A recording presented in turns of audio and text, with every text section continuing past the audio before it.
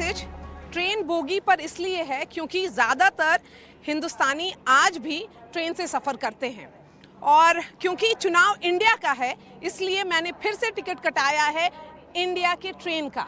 ये train 1500 kilometre distance पार करके 3 राज्यों से गुजरेगी, उत्तर प्रदेश, बिहार और बंगाल।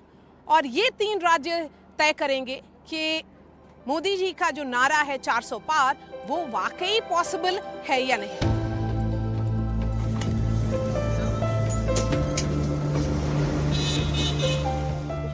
हमारे साथ AC 2 टायर कंपार्टमेंट में बैठे हैं स्वप्न चंदा।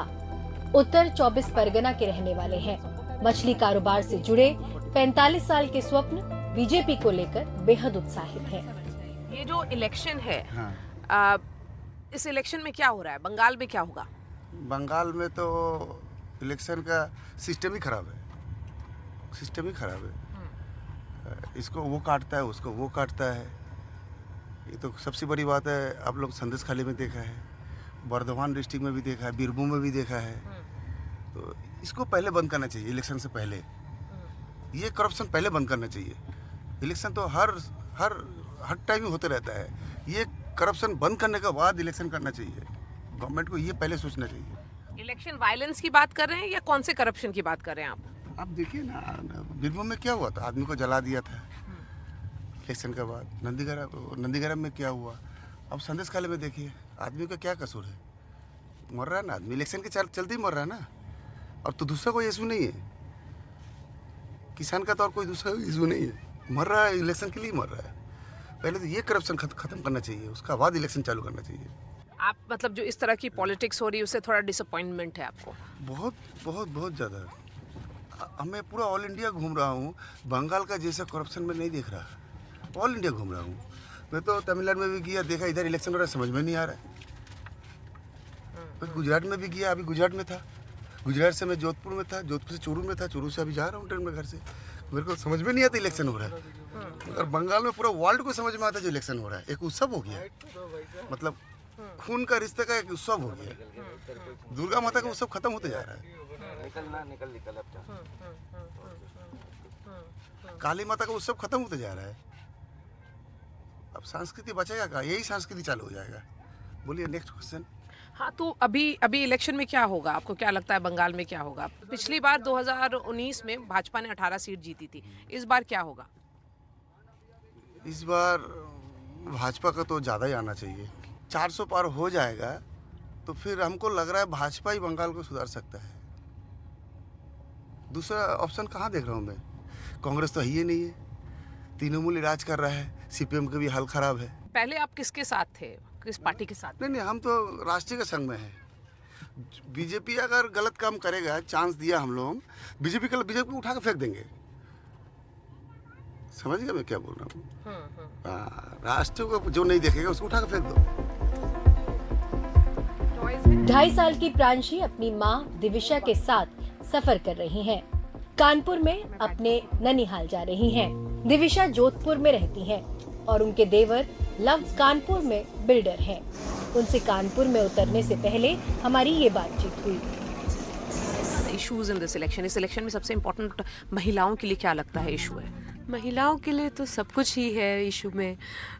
खाना चाहिए, बिजली चाहिए। अभी तो काफ़ी योजनाएं चल रही हैं, उज्ज्वला योजना, लखपति दीदी योजना, और बट फिर भी डेवलपमेंट अभी भी काफ़ी गांव में काफ़ी चाहिए इन लोगों के लिए।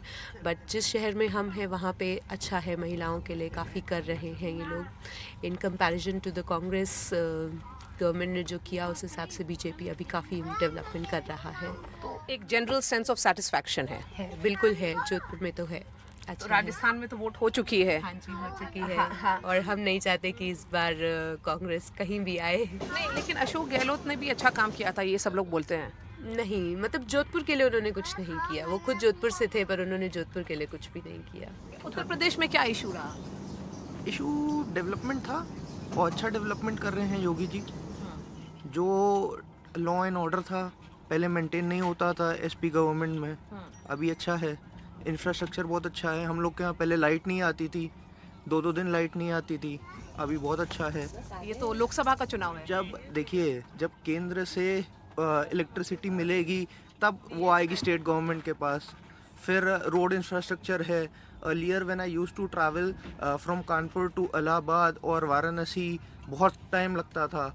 अभी रोड इंफ्रास्ट्रक्चर आप देख लीजिए। पहले के टाइम में ये था कि भाई गुंडागर्दी बहुत थी यूपी में, और अब बीजेपी गवर्नमेंट आने के बाद ये नहीं रहा है। जब पहले रहते थे तो कर्फ्यूज़ होते थे एंड राइट्स हो जाते थे कहीं ना कहीं कभी भी, बट अब ऐसा कुछ भी नहीं है। काफ़ी चेंज आया लड़कियों के लिए, स्पेशली बहुत चेंज आया है कि हम आराम से घूम सकते हैं। अब पहले बहुत डर रहता था निकलने का कि कहीं नहीं जा सकते थे, बट अब ऐसा नहीं है। अब कहीं भी एनी टाइम निकल सकते हैं। आपकी मम्मा का इंटरव्यू कर रहे हैं। हाँ, हाँ, तो ओवरऑल यूथ के लिए क्या है ऑप्शंस? यूथ के लिए देखिए, जो पढ़ाई करेगा उसके लिए है। ऐसा नहीं है डिजिटली आपने कभी सोचा था कि आप फ़ोन से किसी से पेमेंट कर पाएंगे, या फ़ोन से हम कानपुर में बैठ के कहीं बाहर बात कर पाएंगे, वीडियो कॉल हो पाएंगी, और एट दिस प्राइस जो हम कर रहे हैं। तो डिजिटली भी इंफ्रास्ट्रक्चर बहुत अच्छा किया है। तो ठीक है, ओवरऑल काफ़ी सारी चीज़ें अच्छी हैं।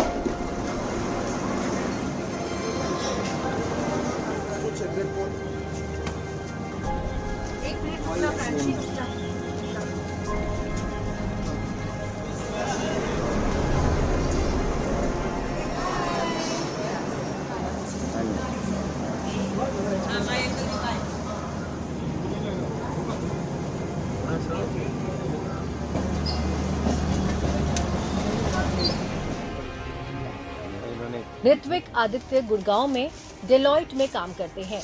35 साल के हैं। हावड़ा के पास श्रीरामपुर जा रहे हैं, जहां उनका घर है। उनको लगता है कि भारतीयों का पैसा भले बढ़ा है, लेकिन उनमें गुस्सा भी बढ़ा है।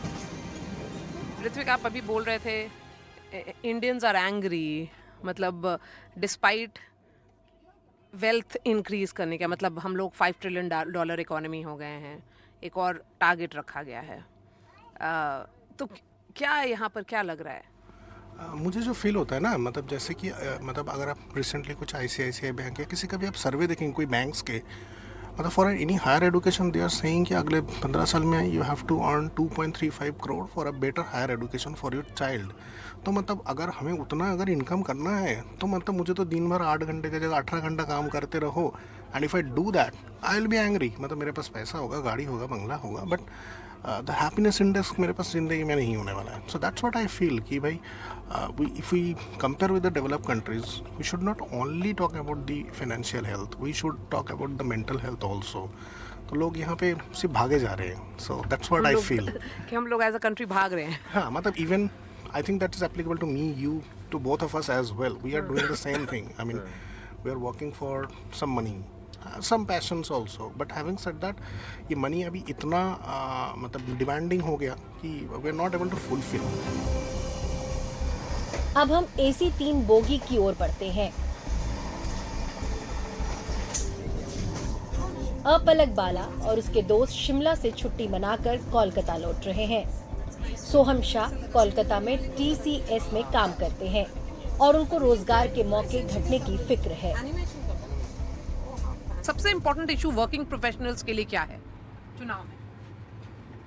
चुनाव में ऐसे ही हम लोग बोल सकते हैं कि जैसे इनफ जॉब अपॉर्चुनिटी नहीं है इंडिया में, और ऐसे ही USA का मार्केट सेक्टर अभी ठीक नहीं चल रहा है, तो प्राइवेट सेक्टर भी थोड़ा डाउन है। और ऐसे भी आप लोग देख सकते हैं कि जैसे इंडिया का जो गवर्नमेंट जॉब अपॉर्चुनिटी है उतना अच्छा नहीं है, तो इसीलिए जो यूथ है उन लोगों को थोड़ा प्रॉब्लम आ रहा है to catch up the market and get placed in different companies. आप तो IIT कानपुर से आपने MBA किया है, लेकिन आपको भी जॉब मिलने में टफ हो रहा है। हाँ, जैसे प्राइवेट कंपनीज जो होते हैं वो लोग थोड़ा एक्सपीरियंस लोग ढूंढते हैं, तो ऐसे ही इंस्टेंटली आप अगर IIT कानपुर से भी पास आउट होते हो तो इंस्टेंटली जॉब मिलना थोड़ा मुश्किल हो रहा है, ऐसे जो मार्केट सिचुएशन है अभी। ओवरऑल इश्यूज क्या है इस बार इलेक्शंस में? ओवरऑल आप लोग तो वोट देने जाएंगे अपना? हाँ। मेरे को लगता है कि अनएम्प्लॉयमेंट एक इशू है, उससे ज़्यादा भी महंगाई, जो नॉर्मल एसेंशियल जो चीज़ है उसमें थोड़ा महंगाई भी ज़्यादा है। आप पेट्रोल ले लो, हम लोग बाइक चलाते हैं तो उसमें ज़्यादा पहले 2-3 साल 4-5 साल पहले भी थोड़ा बहुत कम होता था, अभी तो जाके 100, 104, 105, 6 मिलता है। अभी स्टेट टू स्टेट वेरी भी करता है। क्या बंगाल के लोग अभी भी भाजपा को बाहरी समझते हैं कि वो लोग आउटसाइडर्स हैं, या उन लोगों ने वो लोग एडजस्ट कर गए हैं कि ये पार्टी है जो विजन के साथ आई है और प्लान के साथ आई है? देखिए जो भाजपा है बंगाल में, तो उनका कोड अगर आप कमेटी देखो, मेंबर्स देखो, वो सब दूसरे पार्टी के हैं। वो उसका जो बैक आइडियोलॉजी है, जो भाजपा का जो बेसिक आइडियोलॉजी है, उससे निकल के कोई नहीं, सिर्फ 1-2 छोड़ के। तो मेन जो हर तरफ के नेता है वो लोग सब टीएमसी या फिर दूसरे कांग्रेस, दूसरे पार्टी से आया हुआ है। सो उसका माइंडसेट, वो आइडियोलॉजी भाजपा से कभी मिलता नहीं है। सो ये एक प्रॉब्लम है बंगाल में कि आप किसी को भी वोट देने जाओ वो सेम ही है। मान लो आप इस बार भाजपा में कोई है, दूसरे बार का टीम से वो टीम से भी शिफ्ट कर जाएगा। जैसे कि अब बहुत सारे एग्जाम्पल आफ्टर विधानसभा चुनाव के बाद देखा गया है कि सब शिफ्टिंग पॉलिटिक्स खेल रहा है बंगाल में। सो ऐसा कोई बेसिक आइडियोलॉजी का खेल नहीं हो रहा है। सो ये मेन मुद्दा है बंगाल का, प्रॉब्लम भी यही है। ये आपने सही बोला कि बहुत ज़्यादा पॉलिटिकल अनसर्टेनिटी रहती है कि आप किसको वोट दे रहे हैं, वो किधर चला जाएगा। ठीक है, एकदम। ये तो अभी मतलब वोट आने का पहले तो बहुत ज़्यादा ही बढ़ जाता है। मतलब आप 2 साल 3 साल वोट देने का पहले आपको पता है हाँ ये आदमी तो यहाँ से पार्टी यहाँ से लड़ता है, वोट का पहले पता नहीं क्या होता है तो चेंज हो जाता है। तो ये हम लोग के लिए, मतलब आम जनता के लिए तो कन्फ्यूजन तो होगा ही, कंफ्यूजन हो जाता क्योंकि है। क्लियर कोई पिक्चर नहीं है ना।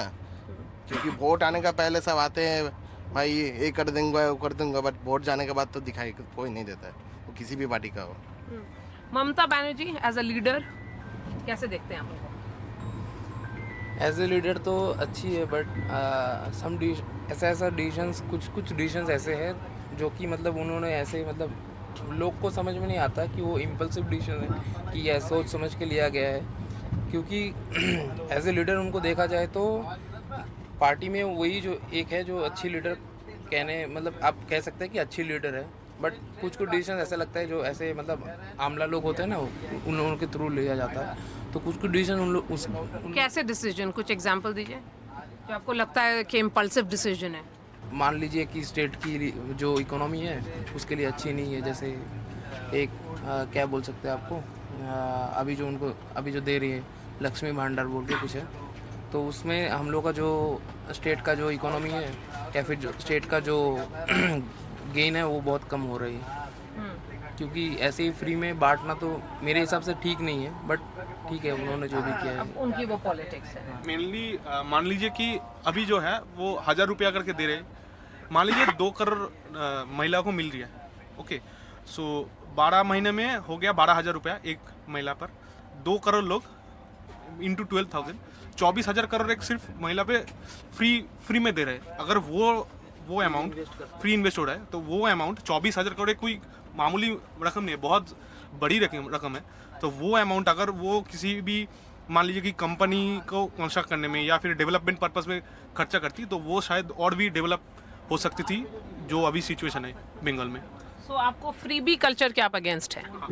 और ये सिर्फ ममता बनर्जी की नहीं, ममता बनर्जी की जो दिया है उसका जो इफेक्ट था विधानसभा चुनाव में, उसके देखकर बहुत सारी पार्टियाँ, बीजेपी हो कि कांग्रेस हो, बहुत सारी पार्टियाँ ये फ्रीबीज की पॉलिटिक्स में घुस रही है। Even prime minister is also बोलते कि फ्रीबीज देना मना है, लेकिन उनकी भी अगर घोषणा पत्र में देखा जाए तो वो भी फ्रीबीज के खिलाफ नहीं है, वो भी फ्रीबीज दे रहा है। तो ये प्रॉब्लम है, तो इसको फ्रीबीज नहीं देना चाहिए हम लोग। चंद्रा जैन और ज्योति बारमेचा मूलतः राजस्थान के हैं, हालांकि 2 पीढ़ियों से बंगाल में हैं। वो एक शादी में शामिल होने के बाद बाड़मेर से कोलकाता लौट रहे हैं। उनको रोहिंग्या प्रवासियों की सबसे ज्यादा चिंता है। संदेश खाली पे भी हो रहा है, मुस्लिम लिंक पे भी हो रहा है, कई तरह के इशू है इस तरह के। क्राइम भी बहुत हो रहा है, क्राइम के ऊपर भी बंगाल में क्राइम हाँ हो ही रहा है, सुन ही रहे हैं, दिन चल ही रहा है। और क्लीनिंग का भी बहुत बड़ा इशू है हावड़ा में, तो सब नाला खुला है, कैसे भी गिर जाए आदमी तो पता ही नहीं चले, पूरा चला ही जाए अंदर में, वैसा भी है। और बंगाल की मुख्यमंत्री महिला हैं, ममता जी। हाँ ममता जी है, दीदी। दीदी पॉपुलर हैं, काम करती हैं, करती है, लेकिन वैसा कुछ भी नहीं है। आपको क्या लगता है कि क्या दीदी ने सही किया है, क्या गलत किया है? क्या क्या पता नहीं, गलत तो बहुत ज़्यादा ही लग रहा है मुझे तो। और अब लग रहा है कि मोदी जी अगर आएंगे तो सब सही होना चाहिए। वो सब के लिए चिट फंड वाला, ये सब बहुत सारी चीज़ें हैं ममता जो कर रहे हैं। अभी टीवी पे तो सुन ही रहे हैं ना, न्यूज़ पे, टीवी पे। आपको लगता है वो सब सही हो जाएगा? हाँ, वो तो मोदी जी कर तो रहे हैं ट्राई। मोदी जी देश के लिए बहुत कुछ कर रहे हैं। मोदी जी जो कर रहे हैं वो चलिए गिनाइए क्या कर रहे हैं। देखिए हमारे देश में ये कश्मीर में वो लगाए 370 धारा, बताया। 2 पार्ट किए उसके, मतलब ये कश्मीर और लद्दाख को, लेह लद्दाख अलग किया। फिर तलाक वाला मुद्दा उन्होंने किया, अयोध्या का राम मंदिर बनाया, और उसके ऊपर भी उन्होंने बहुत कुछ किया कि कितने दिन तक पूजा पाठ उस ढंग से किया। और भी देश में बहुत कुछ कर रहे हैं, जैसे ये 500 के नोट हटा के काला बाजारी को रोकने की कोशिश की। वो भी ला ही रहे हैं ना सामने, काला बाजारी जो कर रहे हैं उनको ला ही रहे हैं सामने, मोदी जी पकड़ ही रहे हैं, ईडी वगैरह। और तो ये तो ममता बनर्जी बोलती हैं कि ईडी का गलत इस्तेमाल हो रहा है उनकी परिवार वालों को पकड़ने के को लिए, बचाने के लिए ऐसा बोल रहे हैं, बाकी ऐसा कुछ नहीं है।